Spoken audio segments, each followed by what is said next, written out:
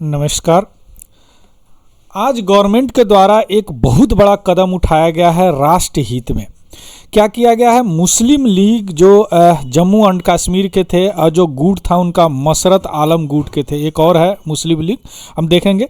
जो मसरत आलम गुट के थे उनको अनलॉफुल एक्टिविटी के कारण उनको बैन कर दिया गया है यूएपीए के तहत। यूएपीए पे मैं एक वीडियो भी बनाया हूँ, अनलॉफुल एक्टिविटी प्रिवेंशन एक्ट, जब जम्मू कश्मीर के बच्चों को पकड़ा गया था जो एंटी इंडिया स्लोगन कर रहे थे, हिंदुस्तान मुर्दाबाद के नारे लगा रहे थे। तो अब यूएपीए यह वीडियो में बनाया हूँ, एक बार जाके देख लीजिए। डिटेल्स में बताया हूँ कैसे यह आया और किस तरह इसमें अमेंडमेंट वगैरह हुए।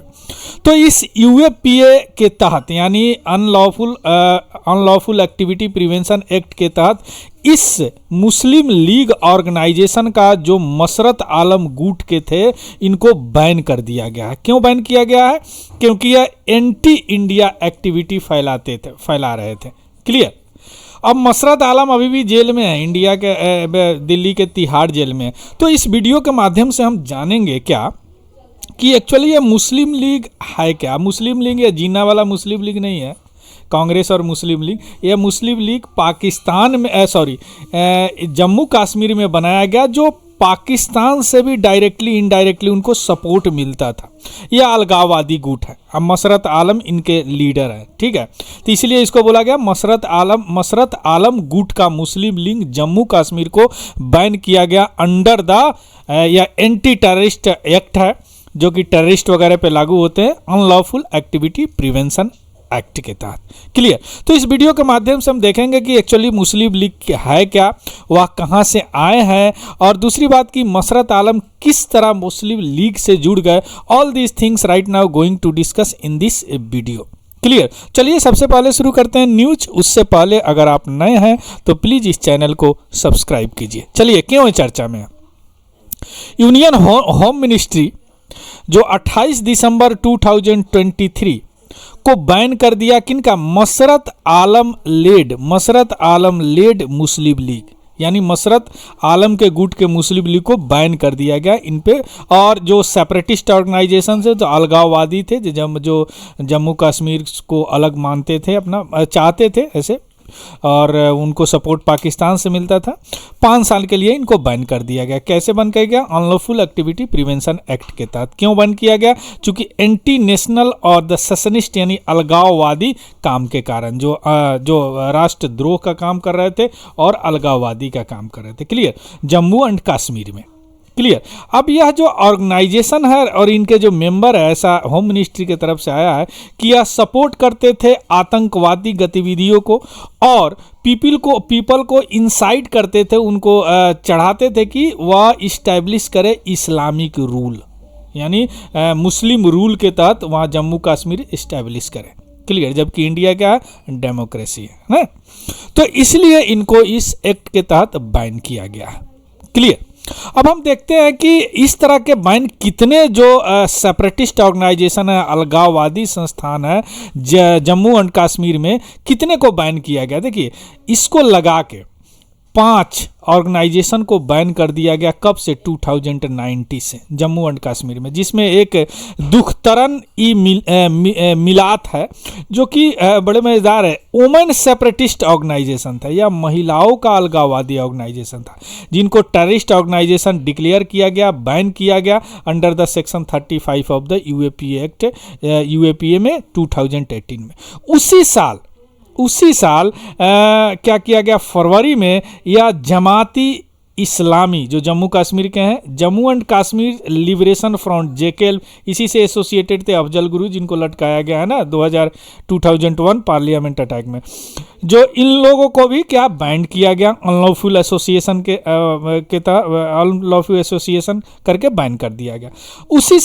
इस साल अक्टूबर दिस ईयर गवर्नमेंट बैन किया Jammu Kashmir democratic freedom party, जो भी ये भी क्या एंटी इंडिया एक्टिविटी में शामिल थे, यानी इंडिया भारत के खिलाफ जो एक्टिविटी था उसमें शामिल थे, इसलिए बैन किया गया। तो 2019 से इतने संस्थान को जम्मू एंड कश्मीर में स्पेशली बैन कर दिया गया। क्लियर। ये सारे लोग वहीं काम करते थे, अलगाववादी का काम करते थे। क्लियर। अब ये सब कहीं ना कहीं आपको लिंक है इनका हुर्रियत कॉन्फ्रेंस। अब थोड़ा सा समझ लीजिए हुर्रियत कॉन्फ्रेंस क्या है। ये जो 5 ऑर्गेनाइजेशन बैन हुए हैं ना, इसमें से 4 ऑर्गेनाइजेशन हुर्रियत कॉन्फ्रेंस से रिलेटेड है। क्लियर। अब हुर्रियत कॉन्फ्रेंस जो फाउंड किया गया, जो इस्टेब्लिश किया गया, जो सेपरेटिस्ट लीडर थे, सभी को पता होगा, सैयद अली गिलानी 2003 में। अब हुर्रियत कॉन्फ्रेंस जो है ना, यह खुद में एक गुट है, फैक्शन है।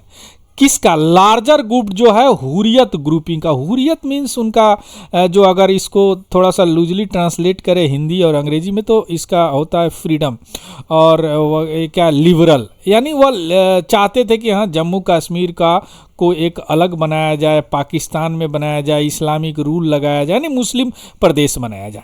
अब समझिए यहाँ हुर्रियत ग्रुपिंग का एक गुट है हुर्रियत कॉन्फ्रेंस, जिसका स्थापना किया किसने? सैयद अली गिलानी ने। क्लियर। 2003 में। अब 1992 में थोड़ा सा समझिएगा इसको, उस समय मिलिटेंसी जो था पीक पे था जम्मू कश्मीर में। क्लियर। तो लोगों ने जो भी अलगाववादी जो ऑर्गेनाइजेशन थे, उन्होंने सोचा कि ये पॉलिटिकल प्लेटफॉर्म होना चाहिए जो कम से कम सरकार से बात करे। तो उसके लिए एक रिजोल्यूशन पारित हुआ और बना क्या? All parties Hurriyat conference, APHC, जो इसकी बात हम की है।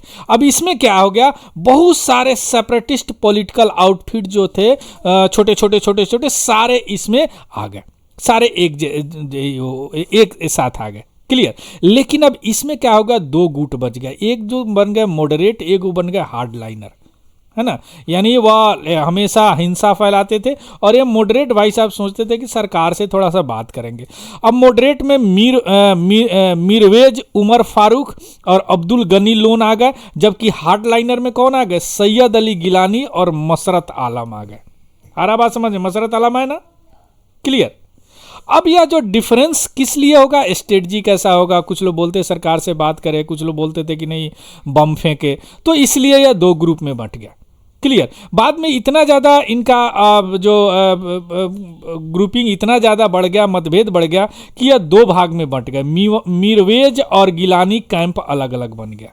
उसी समय मुस्लिम लीग जो बना वह गिलानी कैंप का बना। आ गया बात समझ में? मुस्लिम लीग। और उसके बाद एक जम्मू कश्मीर लिबरेशन फ्रंट बना, जो कि इस दोनों फैक्शन से अलग एक बन गया हुर्रियत का, है ना, फैक्शन ऑफ हुर्रियत। तो मुस्लिम लीग कहाँ से आया? हार्ड लाइनर कौन थे? गिलानी, है ना। अब थोड़ा सा आप देख लीजिए कि मसरत आलम का रोल यहाँ पे कहाँ से आ गया, क्योंकि गिलानी तो मुस्लिम लीग समझ गए। थोड़ा सा इनका बचपन देखते हैं। ओल्ड श्रीनगर में इनका जन्म हुआ।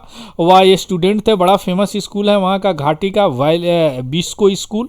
और उसके बाद उसी समय यह रडार पे आए पुलिस का, टीनेजर में ही। और वह उस समय, क्योंकि यह मिलिटेंट मूवमेंट 1990 को ज्वाइन किए।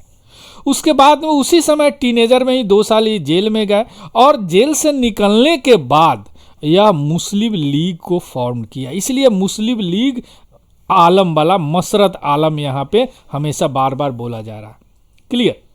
आ गया समझ में? उसके बाद में क्या हो गया? वो कॉन्स्टिट्यूंट बन गया क्या? यूनाइटेड हुर्रियत कॉन्फ्रेंस का, है ना, गिलानी वाला।